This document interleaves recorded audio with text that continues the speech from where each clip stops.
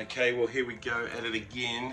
This is preparation now for leaving country number 12 and heading to country number 13. And we are training from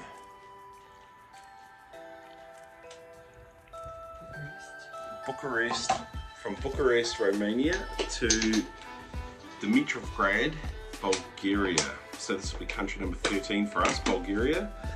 So here's another serious case of deja vu. Another train station heading to another country. This one feels more intrepid though, because there's not a lot of certainty about where we're going, because we don't know how far we can get today or tomorrow.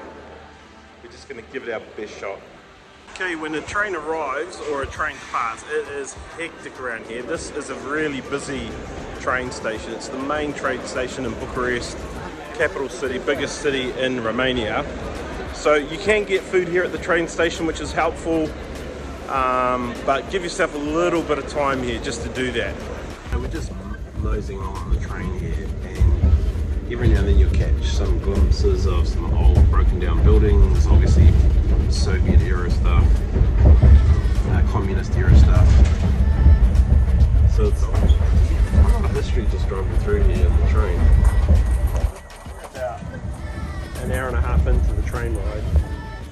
This is another one of those moments when you just think it is so green here, so beautiful. There's so much land here that's been worked and developed, and horticulture is alive and well in Romania. They're a very big landmass in Europe in terms of the Yugoslavian countries, the Balkan states, the central piece.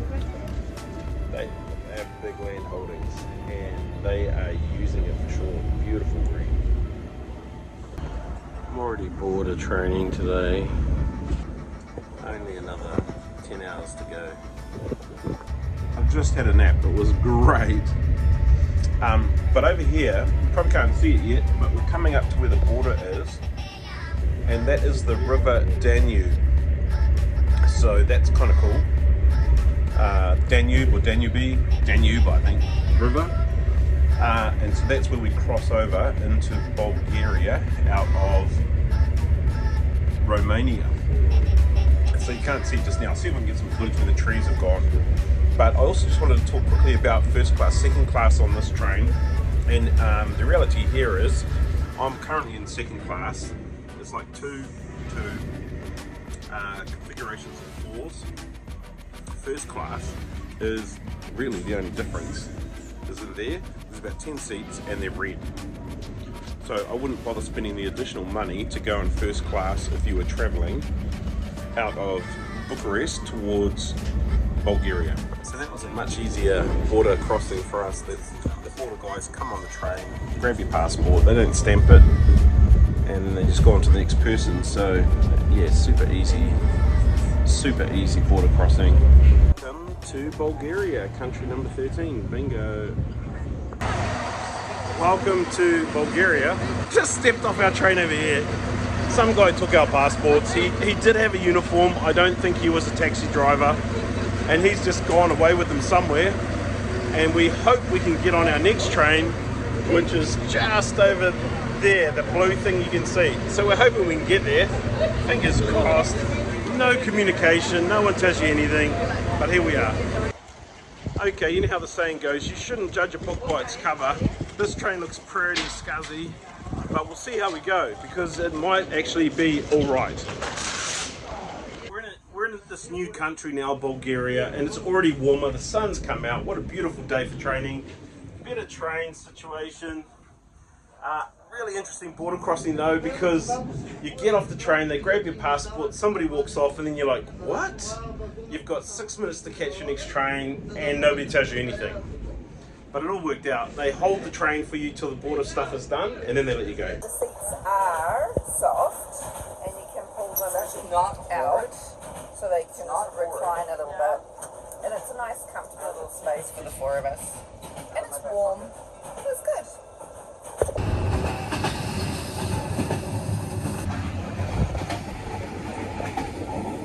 Let me tell you about one of the challenges of travelling internationally on a train, the sleeper train particularly.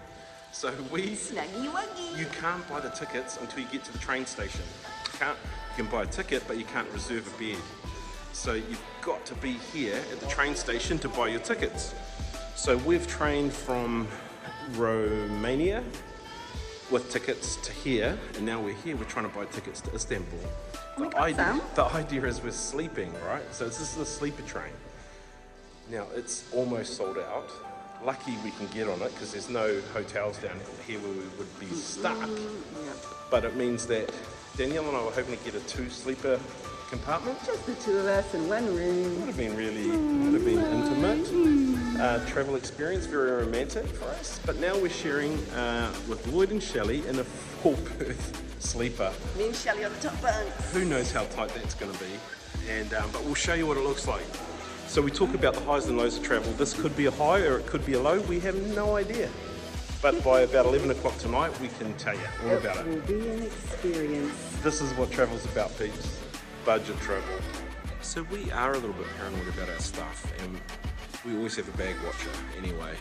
And normally it's me because of my security background. I can keep, things pretty safe around here.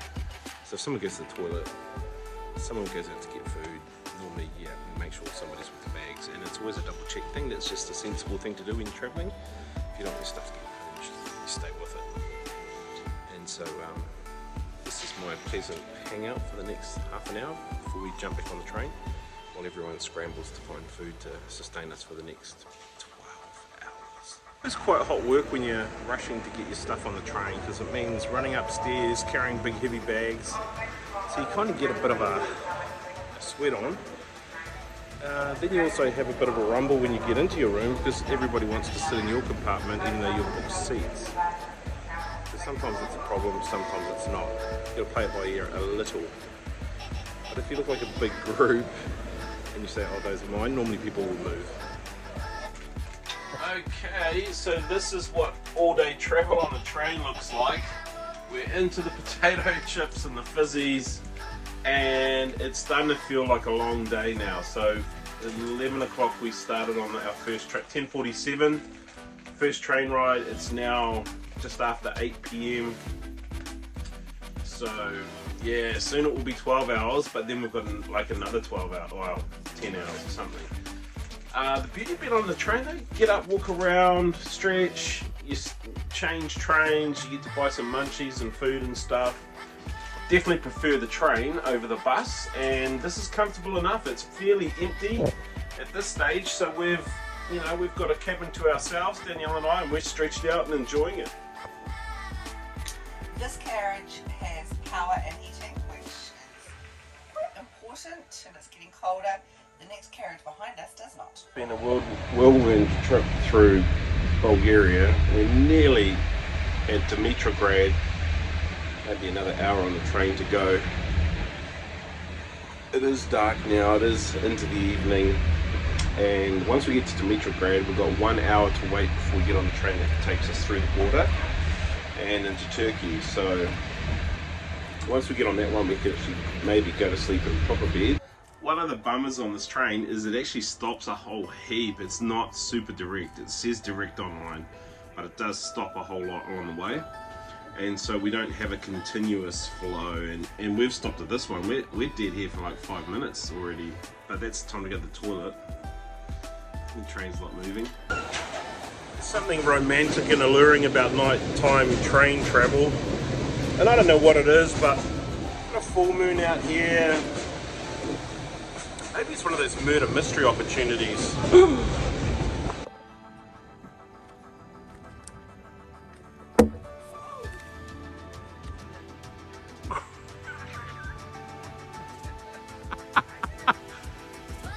So we're all out in the hallway because the heaters came on about 1 hour ago, and this turned into another sauna hot spa experience.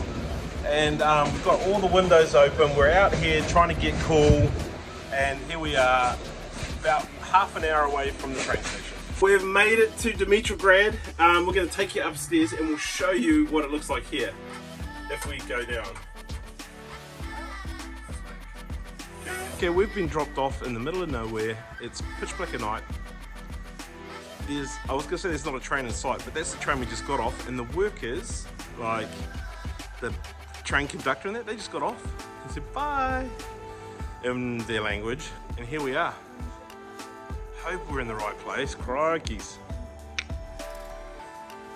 Everyone goes to bed early here in this town, I tell ya.